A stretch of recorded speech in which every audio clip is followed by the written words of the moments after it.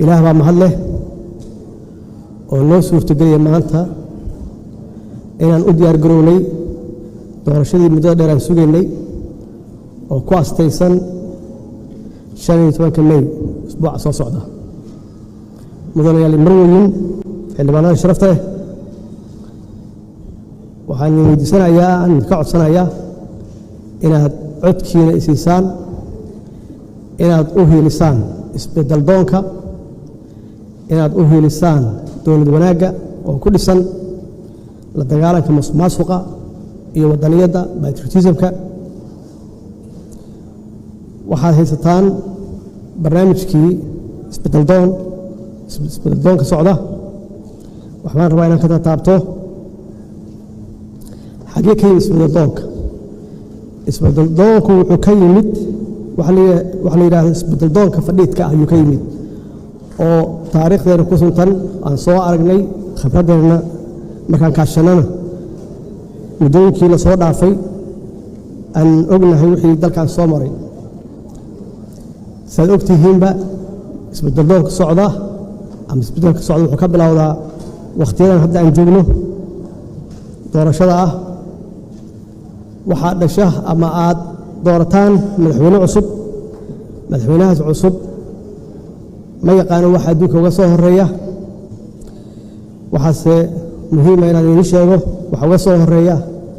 laba arrimood oo muhiim ah inaan ogaano ama aad ogtihiinba waxa uga soo horeeya la dagaalan ka shabaab iyo cadowga shabaab oo ah argagixiso international ah iyo faragelin shisheeye oo dowlado qaar ay ajando u tahay Soomaaliya inaysan cagaheeda ku istaagin qofkaas cusub intaas soo weyn yaa wuxuu bilowdaa hawlihiisii kale in uu magacaawdo xukuumaddiisa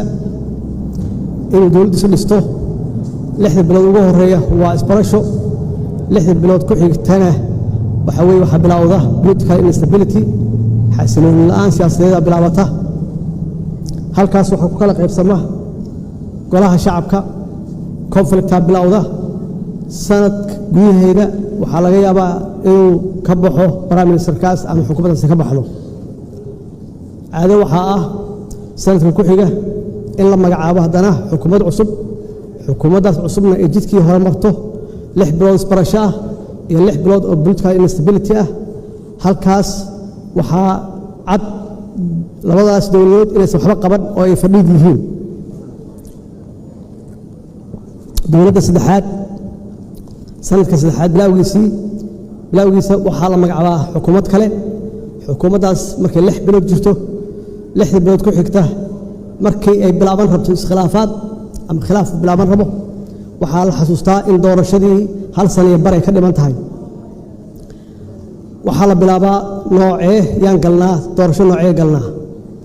dastuurka waxaa loogu qoran doorasho qof iyo cod ah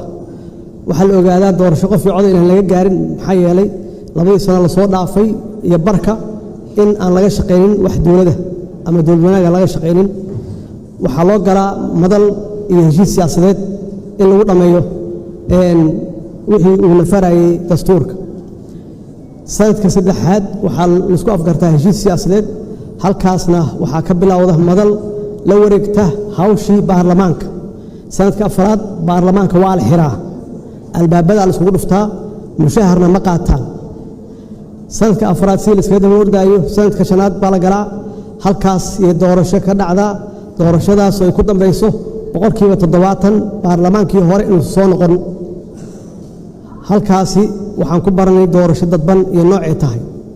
dowladda ku xigta iyaduna saasay ku bilaabataa saasay ku dhamaataa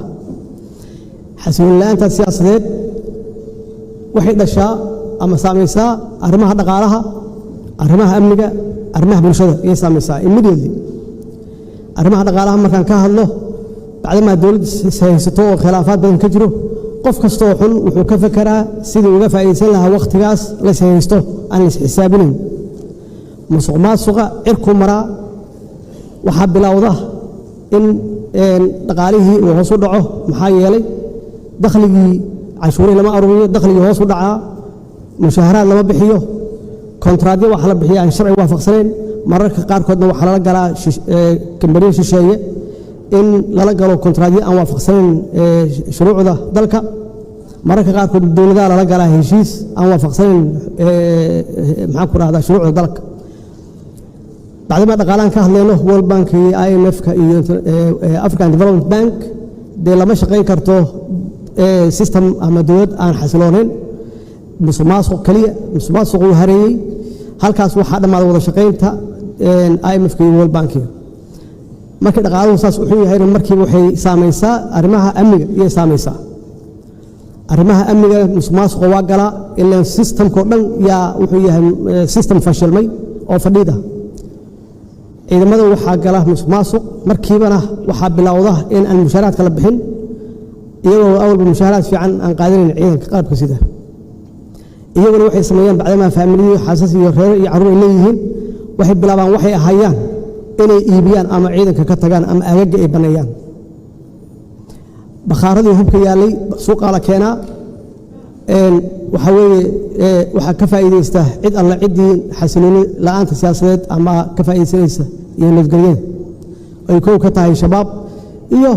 dadka oo qaata hubkii oo barka dambana ay ku dhamaato qabiiladii dagaal inuu ka dhaco dhexdoodii